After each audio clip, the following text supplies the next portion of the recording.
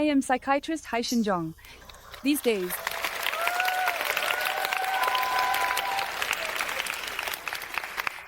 when I look around, it seems like there are so many people everywhere who are hurting others and getting hurt themselves. Isn't that right?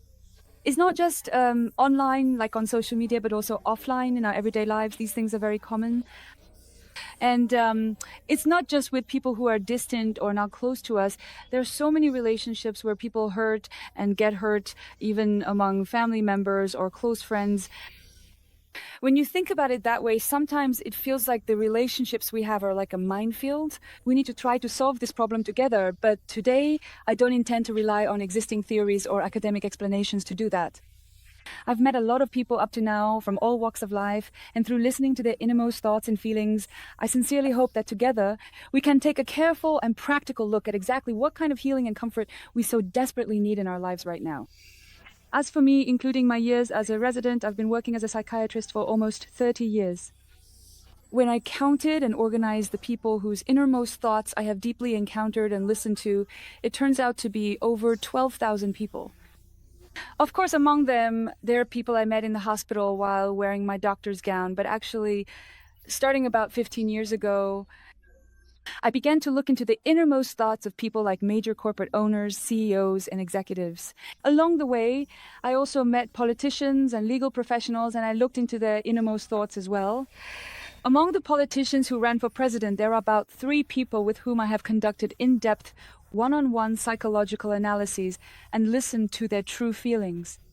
But during the 15 years while doing that work, the recent 15 years, another significant part of my time was actually spent listening to the innermost thoughts of torture victims who survived, the teachers who were victims of the May 18 Gwangju uprising, laid-off workers caught in a wave of suicides, the bereaved families of the Seawall ferry disaster, and the civilian divers involved in the Seawall tragedy. In other words, I spent a lot of time listening to the inner feelings of victims at the scenes of social disasters.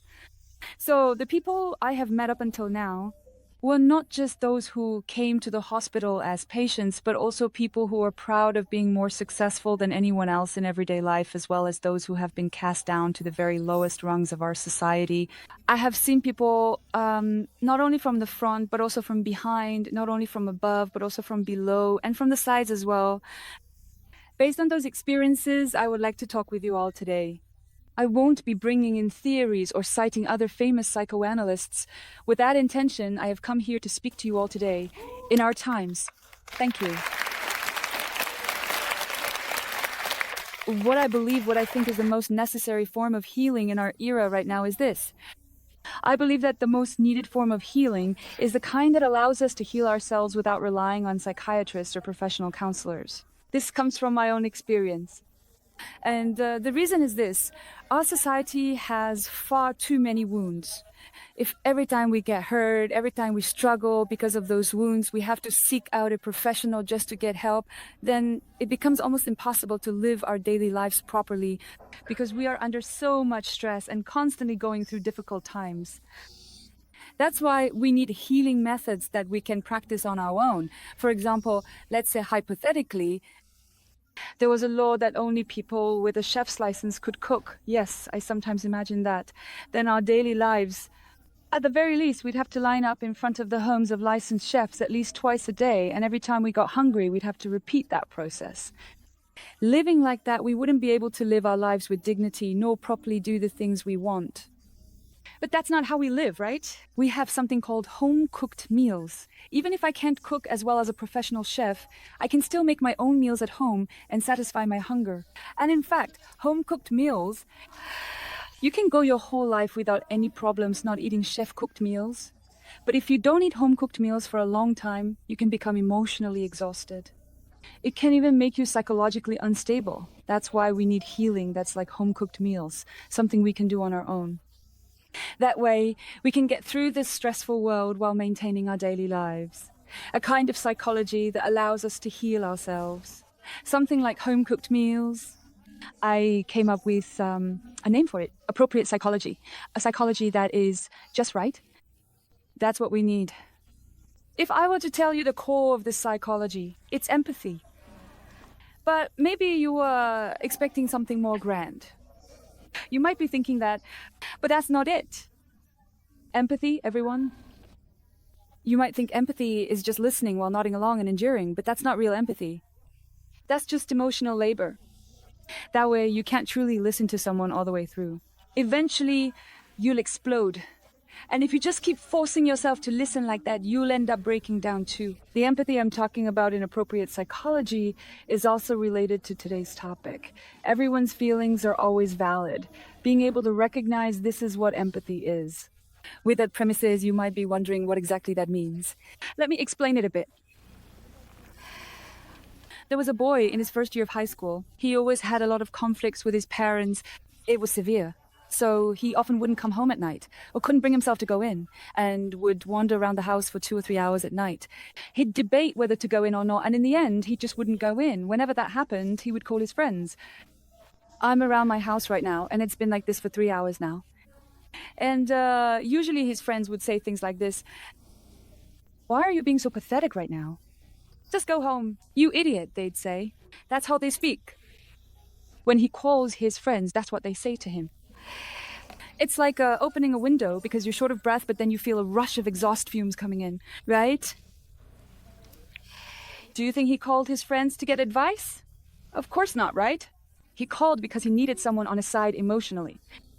So what would be like providing oxygen in this situation? "Oh, you still didn't go home yet? Are you okay? What happened?" These kinds of words are like oxygen. Let me explain why. It's because they're based on the assumption that if you didn't go home until this late, there must be a reason. No matter what you do right now, I understand how you feel. There's a reason for it. You're right. Your feelings are valid. This is what unconditional support is. These are words that are like oxygen supplies. When you hear this, how do you think that high school student would feel? They would feel relieved. They would feel at ease. So saying something like, "there must be a reason to why you're doing this," is not something that will keep making them wander outside the house. Instead, it reassures them that, "oh, I'm not doing something terribly wrong by acting this way." And so after a little while, yes, they go home. Most of the times they come home that very day. I think some of you might be having mixed feelings about what I'm saying. You might be feeling a bit worried. You might think, but sometimes they do things that are a bit out of line, and if I keep supporting and empathizing with them, telling them they're right, isn't there a risk that they'll go down the wrong path?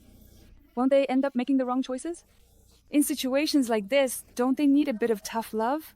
I think there are people who have these kinds of thoughts, but that's not the case. That's something you say out of ignorance. People aren't like that. When someone talks, people don't take the literal words at face value as the core of the message. That's not how it works. What people perceive as the core of the message is the emotion implied by the speaker, the underlying thoughts or assumptions behind the words. We instinctively pick up on that. Since it's instinctive, it's the same for both adults and children. That's how we perceive it. When someone next to them says, "you're right," in that situation, it's not that they think, "oh, I can just keep wandering around like this," but rather, "oh, I'm not doing something wrong right now. I'm not acting like this because I'm crazy. I'm not acting this way because I'm crooked or twisted." You get that kind of reassurance. By relying on the presence of someone who accepts your existence as it is, without any criticism, a person is able to let go of their anxiety. When your anxiety subsides and you feel at ease, that's when you become the most rational. You become the most objective. And then, what you need to do next becomes very clear.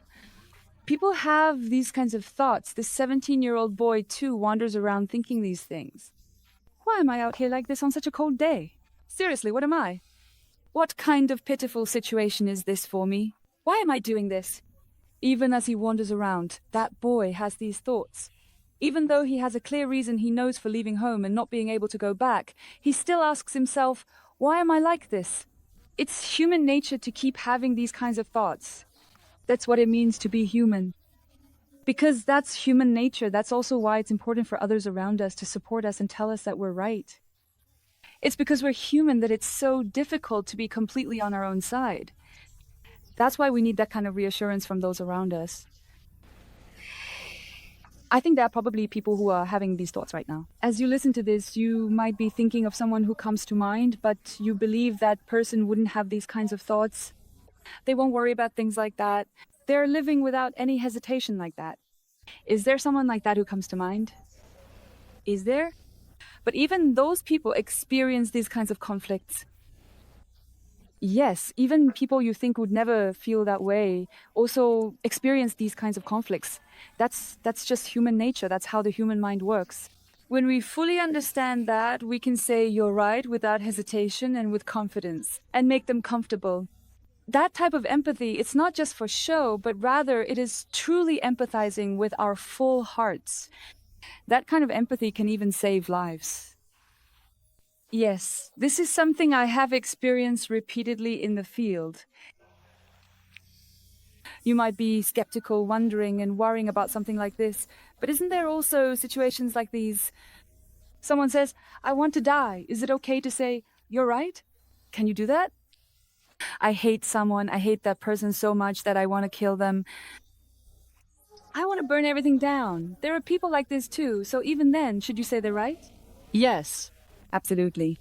You can do that. There's no problem at all. That's what I always do. For example, someone says, I really want to die. Then I say this, I see. You want to die. You want to die right now. You must be feeling so helpless to want to die right now. You feel helpless. You must be so tired and exhausted that you want to die right now. There must be a reason for that. This is how I respond. There's a person who hates someone so much that he wants to kill them. Then I say, I see. That's understandable. I see. You're feeling that way. You must feel so wrong that you want to kill someone. You must be so angry right now to do such action. Something must have happened. That's what I say.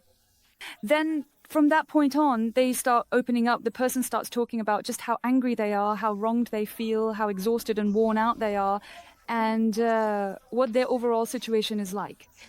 From then on, they begin to talk about the specifics of the situation they're in right now. As I listen to them talk over and over again, I start to feel a certain way.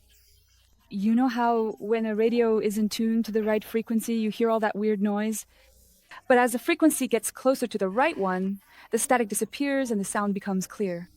When the frequency is tuned correctly, the unnecessary energy spent trying to find the right frequency just fades away. It's the same with people. At first, I might not understand what someone is feeling, but I tell them, you must have your reasons for feeling that way. Your feelings must be valid. There must have been circumstances that made you feel that way at the time. As you keep listening, your frequencies start to align, the sound between each other becomes clear, and there's no more wasted energy.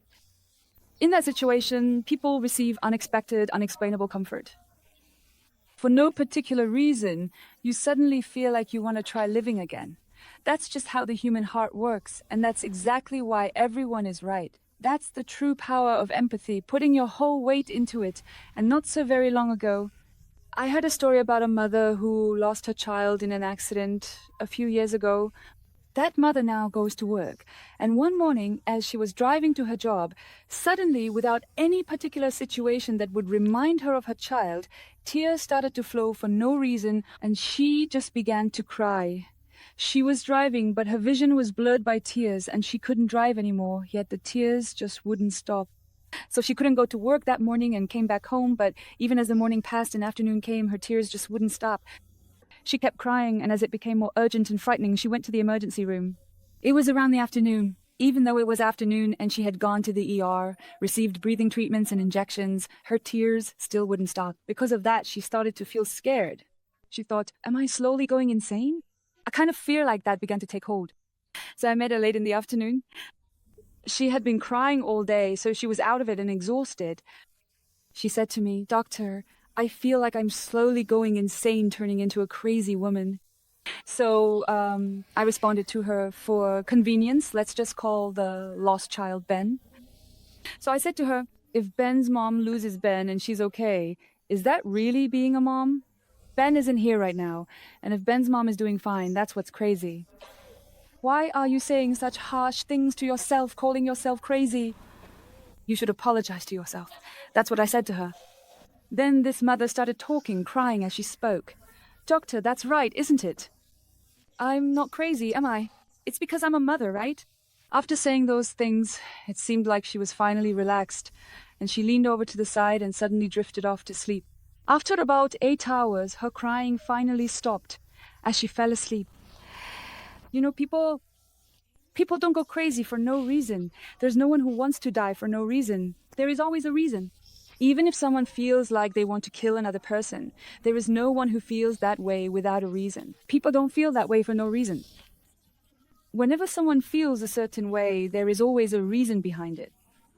That's why I always say that those feelings always have a reason and that those feelings are always valid. If someone doesn't criticize or deny my pain and my struggles, but instead simply acknowledges and fully accepts them just as they are, then at that very moment, a person can finally begin to breathe again. From that point on, it's as if a new psychological foundation for living truly starts to form and gradually take shape within a person.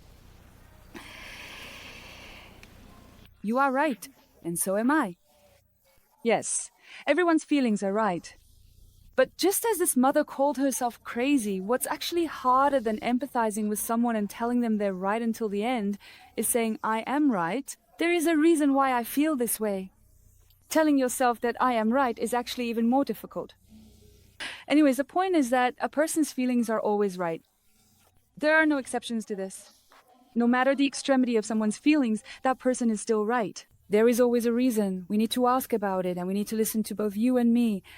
That is what saves people. Yes. If we just have this one psychological tool while living in such a stressful society, we can save ourselves. And even without any professional certification, we can unexpectedly help those suffering in pain around us. I believe that person is an expert. It's not having a certificate that makes you an expert, but being someone who can actually save another person. So someone who can wholeheartedly, without hesitation, tell another person, you are right, and affirm it, that person is a healer, and such people save lives. So today, everyone, remember, you are right, the person next to you is right, and I am right too. Everyone is right. I hope you can take that feeling, just that one sentence, with you in your heart. Thank you.